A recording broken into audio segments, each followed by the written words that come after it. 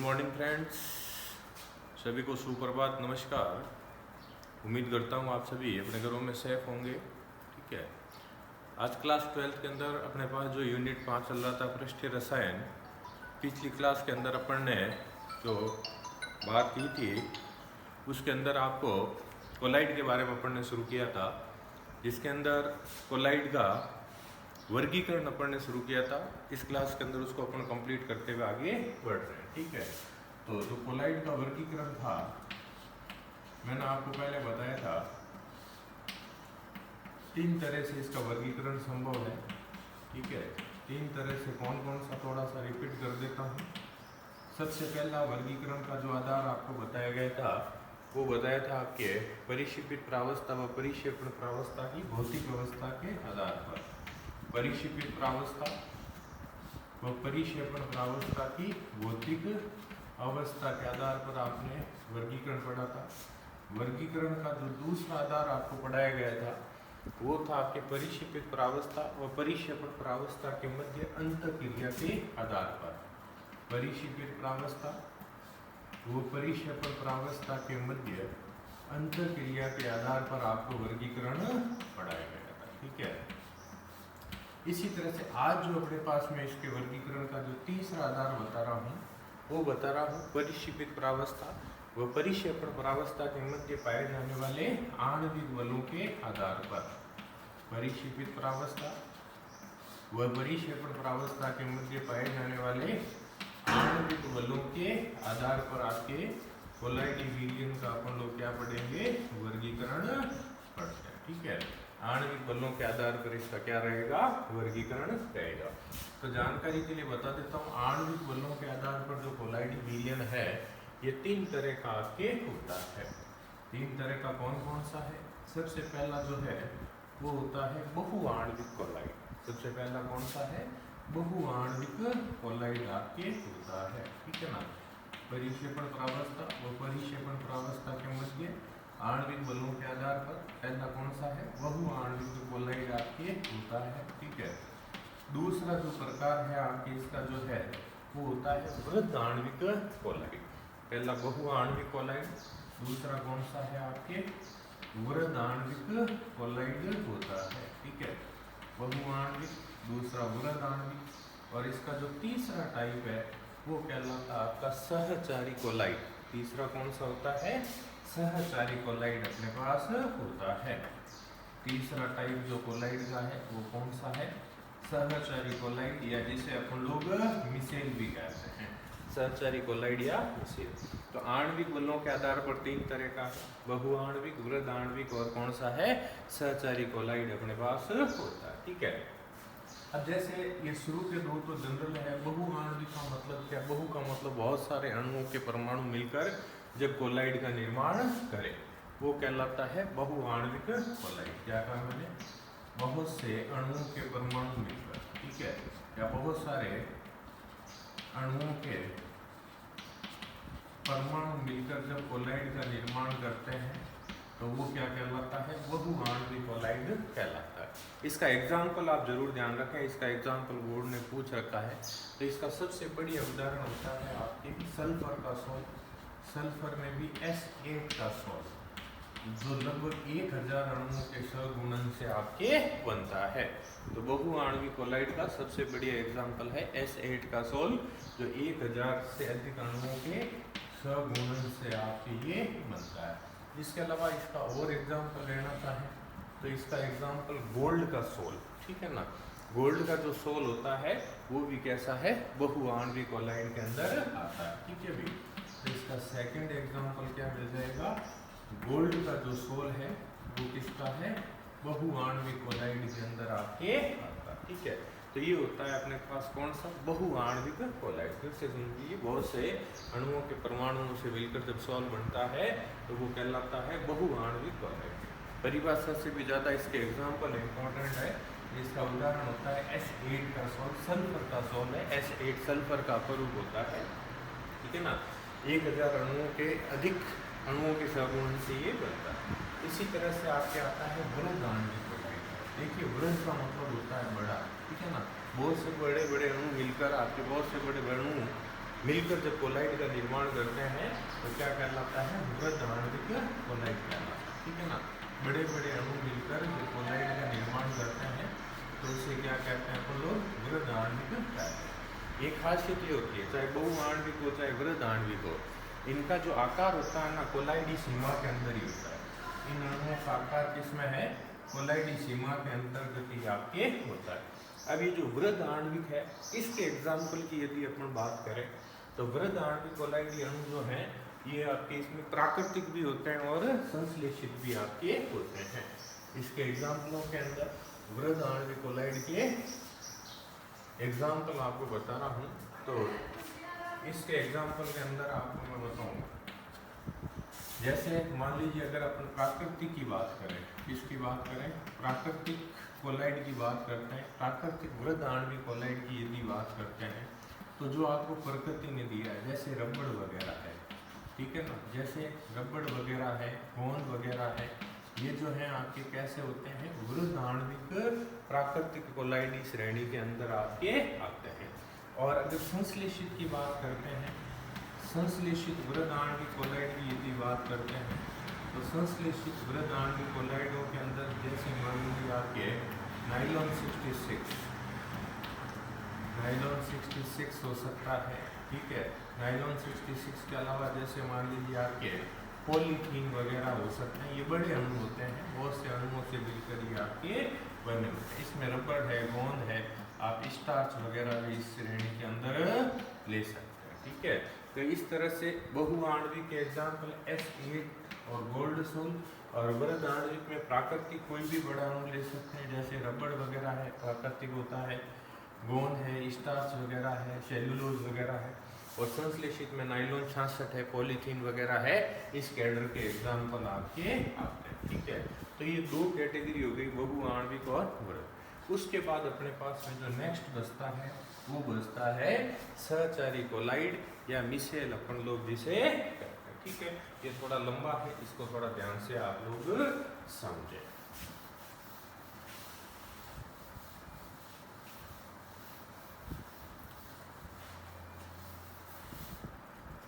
तो अब अपने पास में जो नेक्स्ट है वो है सहचारी कोलाइड। किसकी बात कर रहे हैं अपन लोग, सहचारी कोलाइड की बात कर रहे हैं, ठीक है ना। सहचारी कोलाइड या मिसेल अपन लोग जिसे कहते हैं, ठीक है। देखिए सहचारी कोलाइड या मिसेल के बारे में बात कर रहे हैं, ठीक है। तो सबसे पहले तो एक बात बता देता हूँ, सहचारी कोलाइड किसे कहते हैं।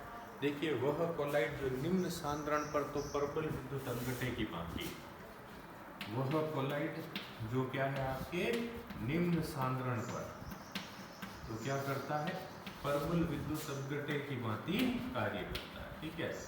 निम्न सांद्रण पर तो प्रबल विद्युत अपघटे की भांति व्यवहार करता है। और आपको बताऊं उच्च सांद्रण पर क्या होता है, सगुणित होकर, उच्च सांद्रण पर क्या है, सगुणित होकर मिसेल या कोलाइड का निर्माण करता है। उस सांद्रण पर क्या हो जाएगा, सगुणित हो जाएगा, ठीक है। सगुणित होकर क्या करता है, मिसेल या क्या करता है, कोलाइड का निर्माण करता है। तो ये इसकी डेफिनेशन होती है, ठीक है ना। क्या है आपको पूछ ले, मिसेल किसे कहते हैं या सहचारी कोलाइड किसे कहते हैं। तो वह कोलाइड जो निम्न सांद्रण पर प्रबल विद्युत अपघटे की भांति और उच्च सांद्रण पर क्या है, सगुणित होकर मिसेल या क्या करता है, सहचारी कोलाइड का क्या करता है, निर्माण आपके करता है, ठीक है।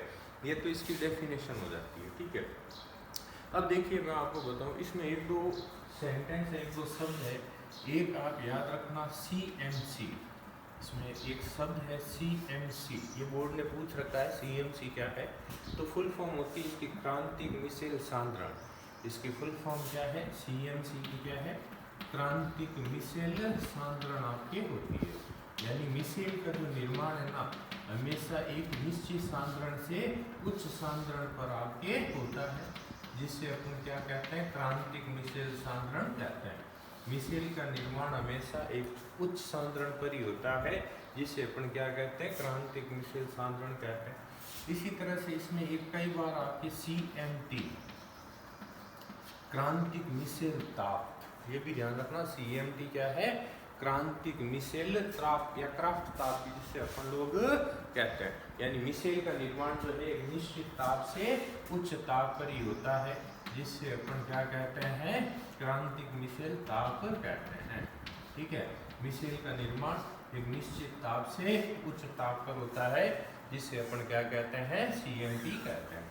तो एक तो हो गया CMC और एक हो गया CMT। CMC क्रांतिक मिसेल सांद्रण और CMT क्या है, क्रांतिक मिसेल ताप होता है। ठीक है भाई, ये तो हो गई मिसेल्स के बारे में। ठीक है, साबुन के लिए जो CMC का मान है वो लगभग 10⁻³ आपके मोल प्रति लीटर के आसपास होता है। अब देखिए, इसमें मैं आपको मिसेल निर्माण की क्रियाविधि बता रहा हूँ, कैसे मिसेल का निर्माण अपने पास होता है। ठीक है, तो मिसेल निर्माण की क्रियाविधि, मिसेल निर्माण की क्रियाविधि आपको बता रहा हूँ। देखिए, मिसेल निर्माण की क्रियाविधि की यदि अपन लोग बात करें, देखो मिसेल निर्माण की क्रियाविधि के अंदर जो एग्जाम्पल लेते हैं अपन लोग, वो सोडियम एस्टियरेट का लेते हैं। एग्जाम्पल किसका ले रहे हैं अपन लोग, सोडियम एस्टियरेट का लेते हैं। ठीक है ना, सोडियम एस्टियरेट का एग्जाम्पल अपन लोग लेते हैं। इस कि मिसेल का जो निर्माण है वो लगभग 100 से अधिक अणुओं के सहगुणन से होता है। इसका जो फॉर्मूला है आपको बताऊं, वो C17H35COONA होता है। सोडियम एस्टेरेट का फॉर्मूला क्या है, C17H35 क्या होता है, COONA होता है। ठीक है, तो अपन लोग इससे कैसे मिसेल बनता है वो बता रहा हूँ। तो देखिए, सबसे पहले C17H35COONA सोडियम एस्टेरेट है ना भाई, इसको क्या करते हैं, इसका जब जल योजन करते हैं, इसका जब जल योजन करेंगे तो दो चीज़ें इसमें बनती है। एक तो बन जाता है C17H35COO- और प्लस बन जाता है Na+। क्या बन जाता है आपके, Na+। C17H35CONA से C17H35CO- और Na+। सोडियम एस्टेरेट का जल योजन करते हैं तो दो चीज़ें C17H35CO- और Na+ बनती है। अब यहाँ से बात को ध्यान से समझना आप लोग, ये जो C17H35 है, यानी जो हाइड्रोकार्बन वाला सिरा है ना, ये C17H35, ये तो द्रव विरोधी होता है। आपको बताया होगा मैंने, दो होते हैं, एक तो द्रव स्नेही और एक होता है द्रव विरोधी। तो ये जो C17H35 वाला सिरा है, ये क्या होता है, द्रव विरोधी होता है। C17H35 वाला जो सिरा है, ये क्या होता है, द्रव विरोधी होता है। जबकि ये जो इसका आयनिक सिरा है COO-, ये क्या होता है, द्रव स्नेही होता है। ये क्या होता है, द्रव स्नेही होता है, जो कि हमेशा याद रखना, हाइड्रोकार्बन सिरा तो द्रव विरोधी है, आयनिक सिरा द्रव स्नेही है, जो कि निम्न सांद्रण पर तो दुर्बल विद्युत अपघट्य की भांति काम करेगा और उस सांद्रण पर सहगुणित होकर क्या बनाएगा, मिसेल का निर्माण आपके करता है। ठीक है ना, इसका निर्माण करता है, मिसेल का निर्माण करता है। ठीक है भाई, फिर से सुन लीजिए, सोडियम एस्टेरेट C17H35CONA का वियोजन करते हैं तो दो चीज़ें बनती है, एक तो बनता है C17H35CO- सॉरी, और एक ये बनता है Na+। अब इसमें जो ये हाइड्रोकार्बन सिरा द्रव विरोधी होता है और ये जो CO- वाला सिरा है, ये द्रव स्नेही आपके होता है। ये जो द्रव स्नेही है ना, ये मिसेल बनाता है। ये निम्न सांद्रण पर दुर्बल विद्युत अपघट्य की भांति कार्य करता है, सॉरी प्रबल विद्युत अपघट्य की भांति, और उस सांद्रण पर सहगुणित होकर क्या बना देगा, मिसेल।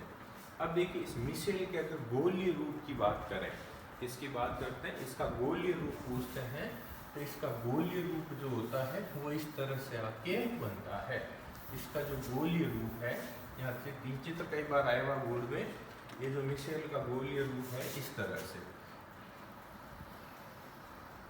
ये गोलीय रूप होता है आपके। ठीक है ना, इस गोलीय रूप के अंदर ये गोलीय रूप,